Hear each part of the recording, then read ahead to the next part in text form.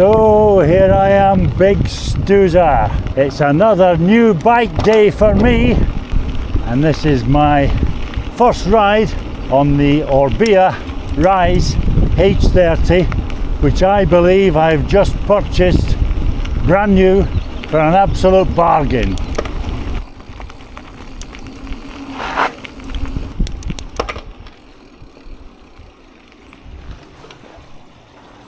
New bike day is always a good day, especially in weather like this. And here he is, folks, my brand new Orbea. It's my first ride out with the bike. First impressions, love it. It's very comfortable, it rides very easily, but I will be back in a few weeks to give you my honest opinion on this eMTB. I think it looks absolutely fantastic. I love the colour scheme. If you had noticed an obvious blue tint on my lips, my apologies. I'd been eating some wild blueberries for my breakfast. So let's go test it out on some nice single track.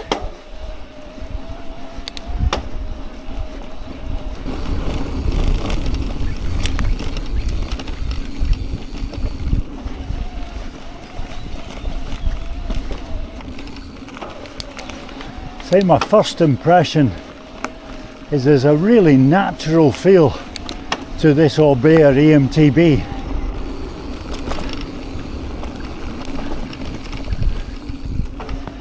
What I mean by that is it feels like I'm riding my normal mountain bike, obviously with some assistance, but it naturally builds up. It's not a sudden surge like my Cube or Bosch motor on my Cube eMTB is. I really like it.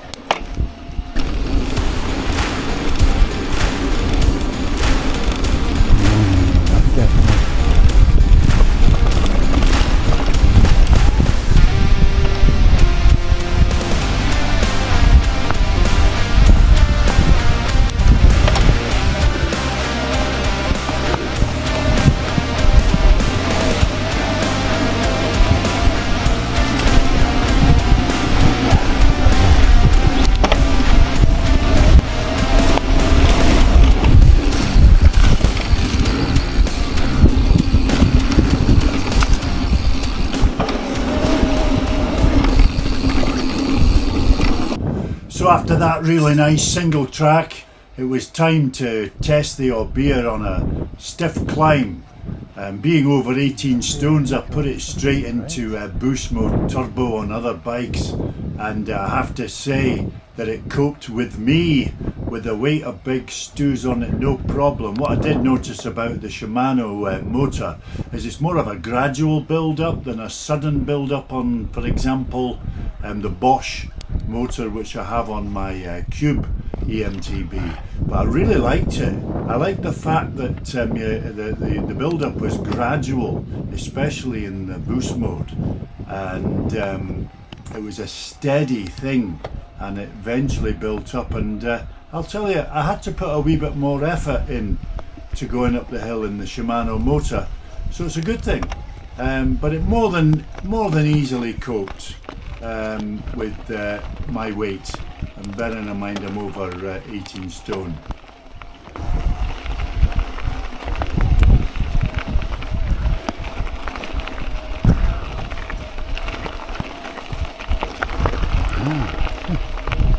So my Orbea is only 21.5 kilograms, which is fantastic.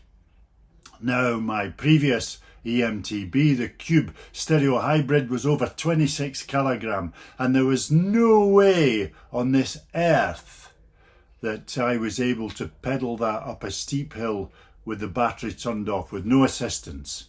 So I thought I would give the Orbea a go on a very steep hill with no assistance, and let's see how it went, shall we? Riding up a very tough hill without any assistance on, and I'm very impressed indeed. It's like riding my normal Marin.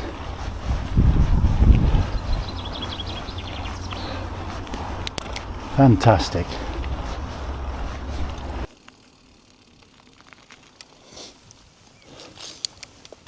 So one thing that I really am enjoying about my new Orbea is these wide handlebars. At first I was a wee bit put off by them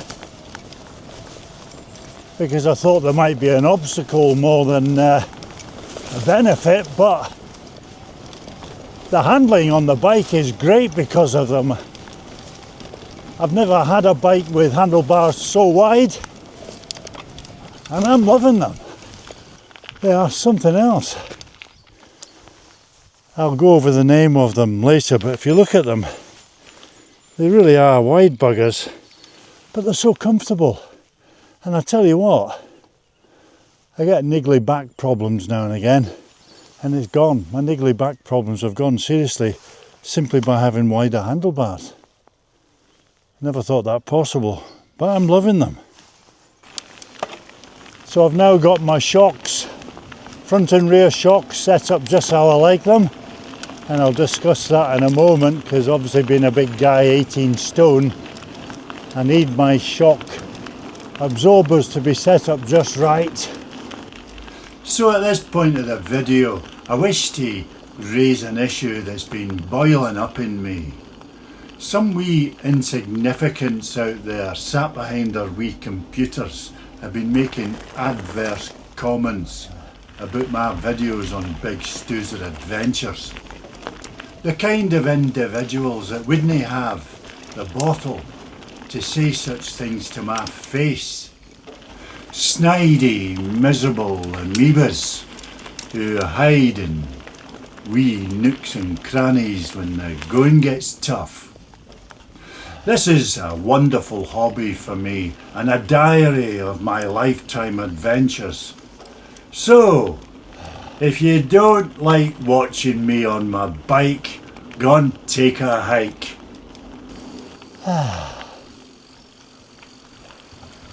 So this is a nice spot to park up the bike and discuss the specs on it.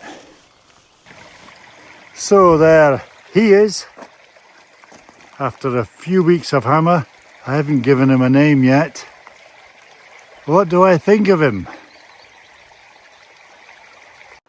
Well, I think it's only right that I go straight to my favourite feature of the bike, and here it is. It's the 252 watt-hour range extender.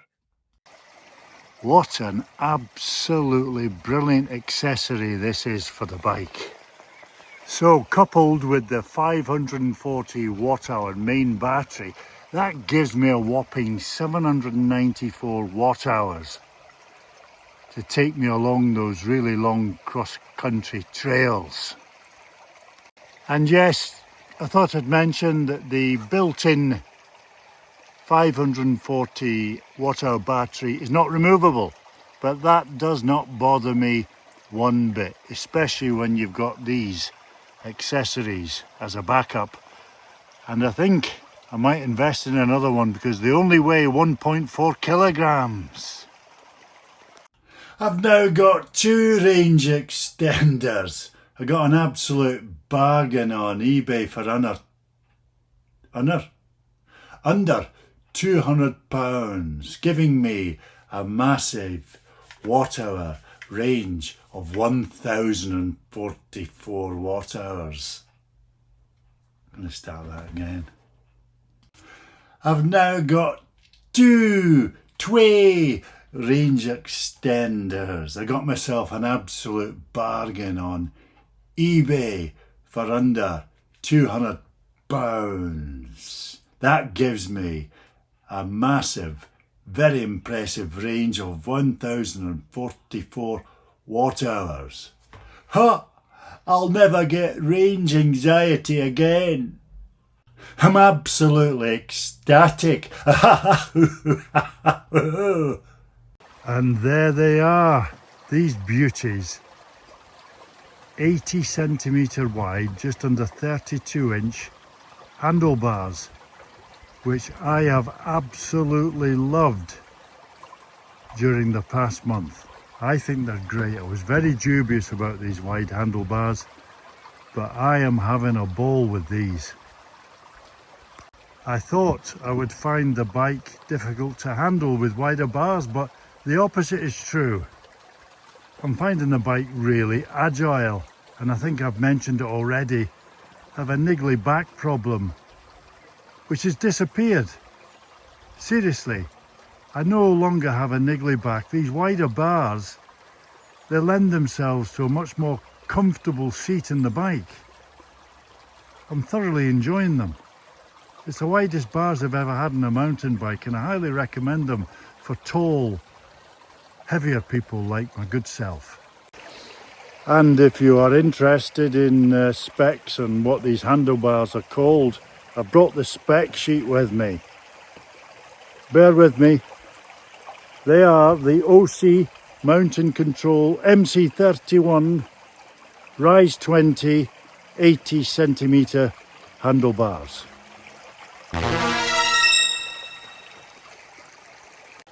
Yeah, whatever that means, but I'm right into them. My favourite thing about this bike is without a doubt the control unit. It's pure magic because if you use a Garmin head unit for navigation, you can download an app called the RS Toolbox, and within seconds it links up with the control unit of the Orbea to display all of your relevant motor and battery stats. It tells you the assist level you're in, from eco to trail to boost, and your travel range in each mode, your speed, and of course how much percentage battery you have left. It's wonderful. And now for the front.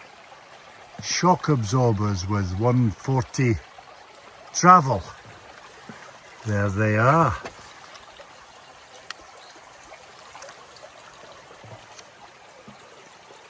They're great. I'm having no problem with them whatsoever. And what are they called? Hold on a minute and I'll tell you. They're called the Marzocchi Bomber Z2 140 QR 15x10. Oh yeah, very familiar with the capabilities of them, aren't I? These big fancy names do nothing for me, but what I do know is those shock absorbers on a recent Seven Peaks mountain biking trail, a very tough trail, took everything that I threw at them. I like them. Yes, I can hear all you seasoned mountain bikers or downhillers out there saying, what have you got them set to? What have you set your front forks to? Well, I always set my front forks to 106 because I like a nice plush ride, because I'm a cross-country mountain biker. And these days I don't set off with the intention of killing myself, just to enjoy the countryside, the views, and to get home in one piece. 106 I set them to. Very plush ride. And here is the rear shock absorber, which is a Fox. I'll get the spec sheet and tell you what it is in a moment. The rear shock is a Fox Float DPS Performance 3-position Evol custom tune 210 x 55mm. Basically summarised, it's got 140 travel on it. As for the name,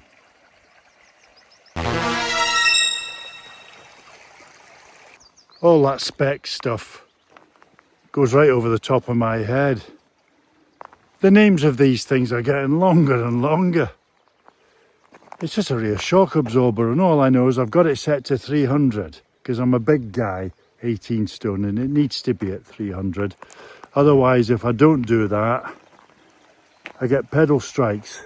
Anything below 300 on my rear shocker, and I get unnecessary pedal strikes, so I have to get it pumped right up. But it's been a very comfortable ride so far.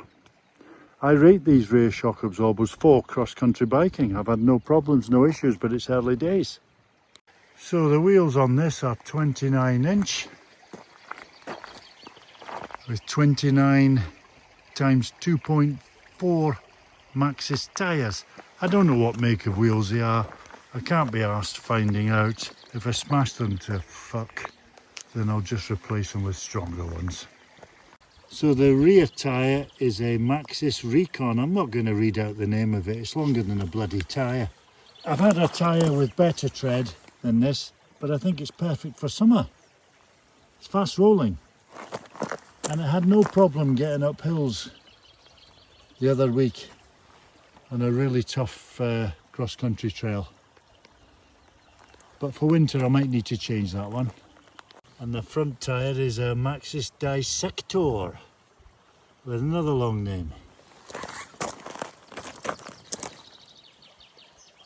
Tyres are fine. For summer anyway. We'll see what happens in winter. Probably wear them out by then. And yes, it has a dropper post on it.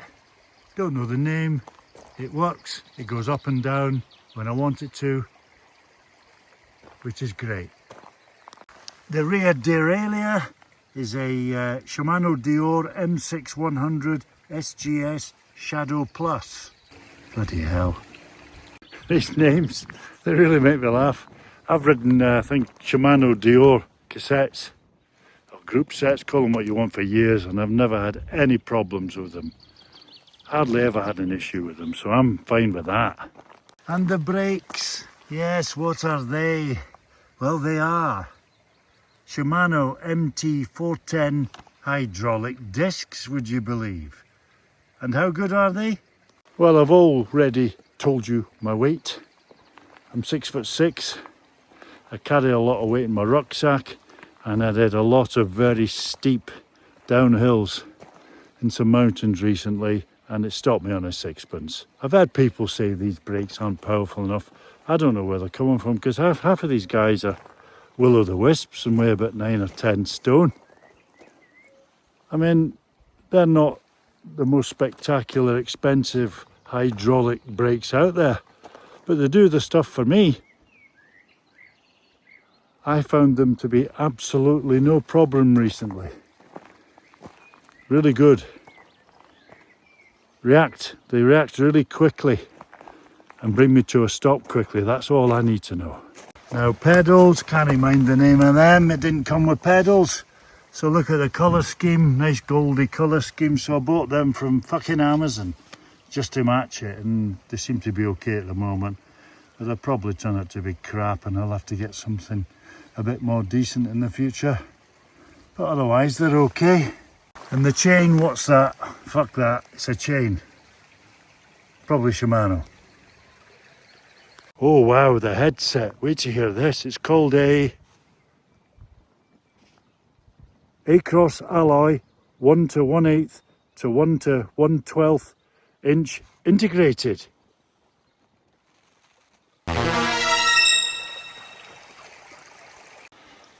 Headset, there it is in there somewhere, whatever, as long as it works. And wait to hear the name for this bloody saddle. It's just a bloody saddle, and this is the name of it. It is a Selle Italia Model X Fec Alloy Rail 145 times 248mm. Jesus Christ, what a mouthful. It's a saddle, and it's comfortable. And the motor is a Shimano EP6 RS. I've never had a Shimano motor before, but I'm absolutely loving it. In fact, the full name for it is a Shimano EP600-RS. Very natural feel to this, and it's very quiet too. Powerful enough for me. You can change it in the settings. It comes with an app. I can't mind the name of it. I'll put it in the description. I'll put it on the screen. But it's great. You can fiddle about with the settings and make it more powerful if you want. I've been twiddling about with it recently. I've got it set up just how I like it now. Oh, it's got 12 gears. So that's enough of the spec stuff, folks. Whatever rocks your boat. It's never rocked mine. I'm not into all that stuff. As long as the parts last me a reasonable length of time and the shock absorbers are comfortable, that's the main thing. So my overall impression so far of the Orbea Rise H30 is fantastic. I'm absolutely loving it, folks. And I would say otherwise. If there was something wrong with it, I'd tell you. I'd be really honest. If I'd made a bad purchase, I'd be telling you now. The range I'm getting out of it is phenomenal. Apparently they're saying because it's a lighter weight eMTB than most eMTBs, the 540 battery is equivalent to an 800 battery in a heavier bike like my Cube stereo hybrid. So because it's about 4 or 5 kilograms less, obviously you're going to get further range out of it. Would I recommend this bike to anyone? Yes, 100%. The price, I haven't really talked about the price, have I? You're not going to believe it. I got it for £2,700. Yep, 2,700 quid. I think the bike's originally 6 grand. It's the 2023 model. That's why, but it was brand new. Hey ho, what a bargain. Absolute bargain.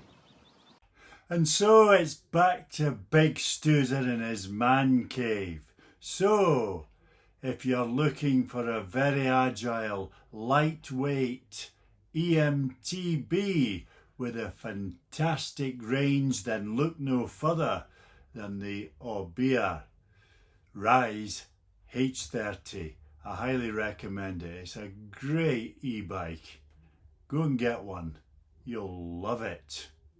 Don't forget to like and share this video and subscribe to Big Stoozer Adventures. So it's from me for now. Cheery bye.